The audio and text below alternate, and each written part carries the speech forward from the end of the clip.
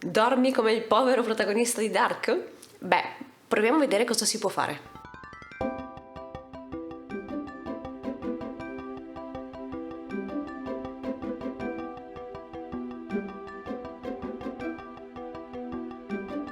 Dark è un videogioco un po' strano, in cui dormire bene è davvero lontano dalla realtà. Un sogno. Se anche tu hai questo problema, oggi vediamo insieme i 7 capitoli di Dark e una soluzione per ogni capitolo, per iniziare a dormire un pochino meglio. Dark non ha una vera e propria trama, quindi oggi non ti farò degli spoiler, però ti parlerò di tutti e 7 i capitoli e delle meccaniche che ci sono nel gioco. Di conseguenza, se non hai giocato Dark, essendo un gioco molto breve, ti consiglio di tenere questo video per il post-gioco, in modo da non rovinarti qualche sorpresa. Ciao, io sono Manuela e questa è Guida Strategica. Se sei un gamer o un amante degli anime, iscriviti al canale e clicca sulla campanellina per attivare le notifiche, perché qui parleremo sempre di crescita personale spiegata attraverso i videogiochi o gli anime. Se non conosci questo videogioco, ti posso dire che punta decisamente sull'atmosfera. È oscuro e inquietante, e lo sono anche i suoi puzzle.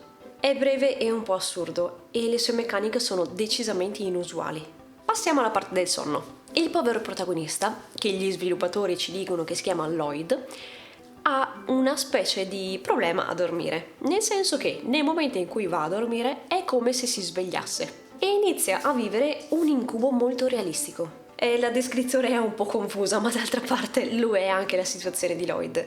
In poche parole, non si riesce a capire bene quando realmente sta dormendo e quando realmente è sveglio. Quando dorme non dorme e quando sveglio è come se dormisse. È un bel problema, già. Ma non è proprio questa la sensazione che hai quando per un periodo prolungato non riesci a dormire bene? Quando vai a letto non riesci a dormire e quando sei sveglio non riesci ad essere realmente sveglio. Bene, capitolo 1, la macchina.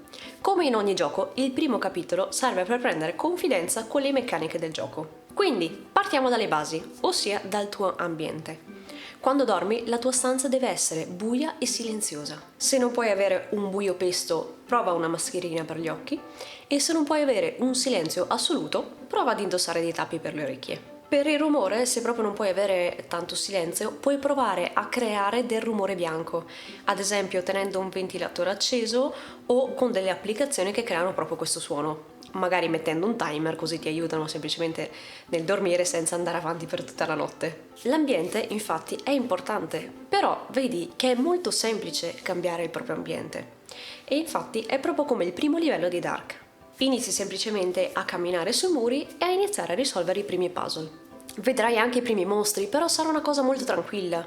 Insomma, sarà un'introduzione al gioco vero e proprio, ti darà semplicemente la possibilità di ambientarti. Capitolo 2, la stazione.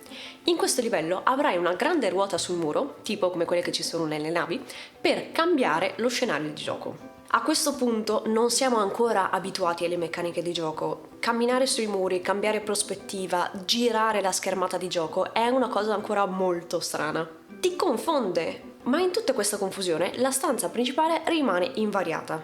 Puoi sempre tornare lì e questo diventa un punto di riferimento perché appunto la stanza principale è di fianco a un grosso ascensore e non gira mai, quindi la riconosci facilmente. Siccome anche nella vita puoi avere un po' di confusione, crearti un punto sicuro, una stanza sicura, può esserti molto d'aiuto. E come dicevamo, questa stanza sicura deve essere facile da riconoscere. Per creare questa zona sicura, il modo più semplice è dare regolarità al sonno. Cerca, per quanto ti è possibile, di andare a letto nella stessa ora e svegliarti alla stessa ora. In questo modo creerai un lasso di tempo che potrai definire la tua zona sicura di sonno. Se le tue routine giornaliere te lo permettono, ossia il tuo lavoro, dovresti riuscire a seguire i tuoi orari perfetti. Non so se hai mai sentito parlare del cronotipo del sonno. In poche parole, ognuno di noi è diverso e ognuno di noi ha dei ritmi diversi di sonno. C'è chi è più mattutino, chi è più notturno e via dicendo. Puoi capire questa cosa anche con un po' di semplice auto-osservazione, altrimenti trovi dei test del cronotipo del sonno anche online. Insomma, vedi qual è il tuo orario migliore per andare a dormire e svegliarti, in modo da agevolare i tuoi ritmi naturali. Capitolo 3. Il crocevia. Iniziamo a complicare un po' le cose. Qui il livello gira completamente. È È un po' più complesso, insomma, e ti ci vorrà concentrazione e un po' di senso di orientamento per capire dove sei. Dovrai riuscire a stabilire qual è il problema e la cosa che farai più spesso in questo capitolo è testare.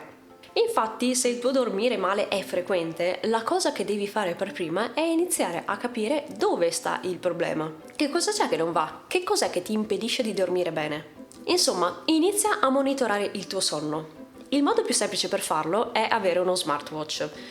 Ad esempio, io ho l'Amazfit Band 5, lo trovi su Amazon, lo paghi tra i 15 e i 30 euro a seconda della promozione che trovi e fa la sua funzione. È più economico rispetto a dei modelli molto elaborati, ma comunque raccoglie un sacco di dati su di te. Ti lascio il link in descrizione se ti interessa. Insomma, uno smartwatch ti dirà quanto, quando e come dormi e questo ti darà i primi dati per riuscire ad orientarti col problema. Ti dà sia un po' di consapevolezza sia uno stimolo a migliorare, perché hai proprio scritto in una scala da 1 a 100 quanto stai dormendo bene. E una volta raccolti un po' di dati puoi iniziare a testare, a cambiare le variabili e a vedere cosa succede di diverso. Ad esempio puoi provare a cambiare cuscino o a cambiare la temperatura della stanza. A proposito, per la temperatura della stanza si consiglia di stare tra i 18 e i 21 gradi. Oppure puoi semplicemente provare a cambiare posizione e poi rianalizzare i dati e vedere come stanno andando le cose. Insomma, in un puzzle game come Dark, la cosa più semplice da fare è provare ad azionare il meccanismo e vedere cosa succede. Capitolo 4. Il teatro. Hai iniziato a capire le dinamiche di Dark? Bene, adesso te ne diamo un pacchetto completamente nuovo. Per la maggior parte, il quarto capitolo gira intorno all'elettricità. Abbiamo visto già nella prima sezione quanto è importante la luce, o meglio la sua assenza, per il tuo sonno. Ora vediamo cosa fare della luce quando è presente. La luce può essere un grande problema per il sonno ed effettivamente impedirti di dormire bene. Se ci pensi, fino a poco tempo fa, l'umanità era abituata a seguire la luce del sole. Ci si sveglia all'alba, si va a dormire quando fa buio. Tutto molto semplice. Ma con l'avvento dell'elettricità, queste cose si sono un pochino sballate.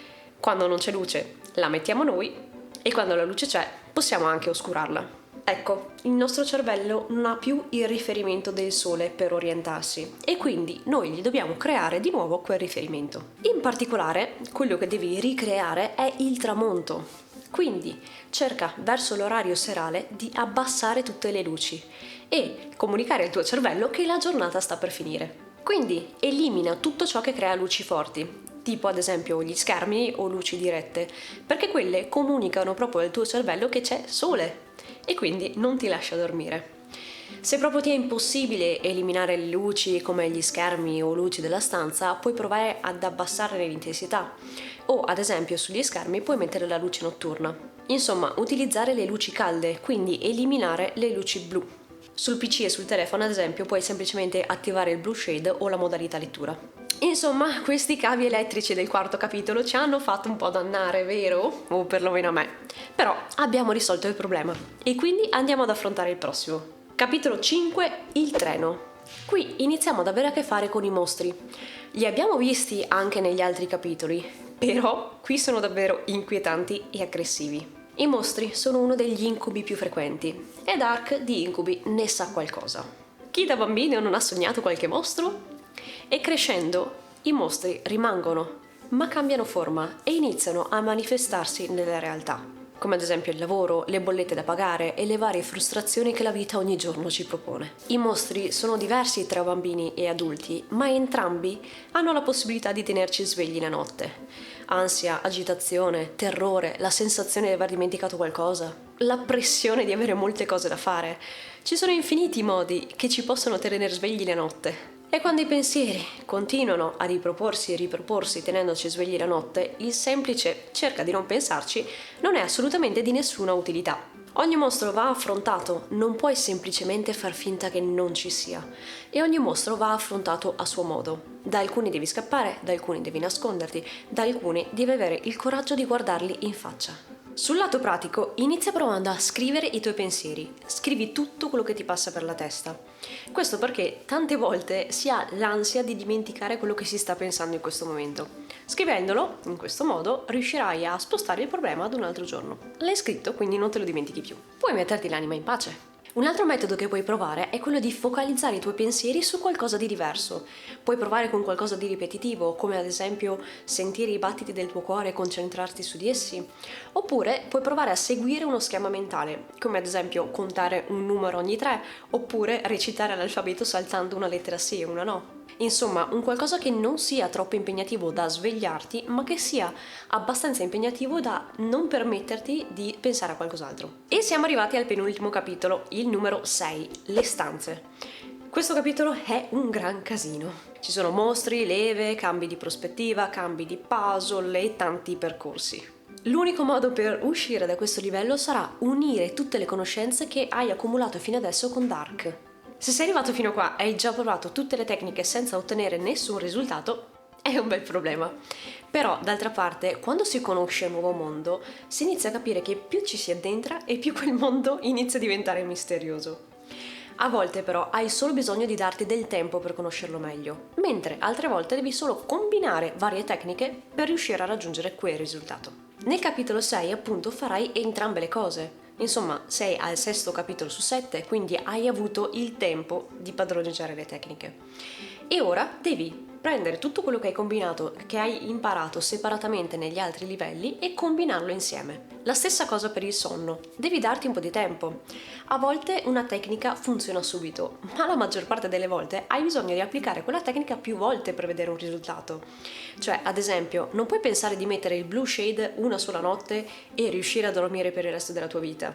Insomma, sii costante e prova ad unire tutte le tecniche che ti ho dato finora per rafforzare la sinergia tra le varie strategie. E siamo arrivati alla fine di Dark, al capitolo 7 e anche alla fine di tutti i consigli sul sonno. Per questo capitolo vorrei lasciarti una riflessione su Dark che penso potrebbe esserti utile anche nella vita. In Dark fai sempre la stessa cosa, segui sempre la stessa routine.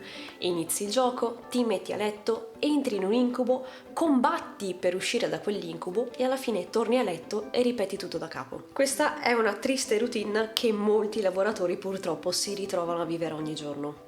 E questo ha per forza un impatto negativo anche sul sonno. Se non fai altro che ripetere sempre la stessa routine, che non ti soddisfa, senza neanche provare a darti un obiettivo per il tuo futuro, allora pian piano i tuoi sogni inizieranno a svanire e verranno sostituiti dagli incubi. Ora, questo ultimo capitolo mi ha lasciato un po' perplessa. Non fai altro che continuare a scappare cercando di superare con fiducia gli ostacoli un po' alla cieca, o semplicemente correndo.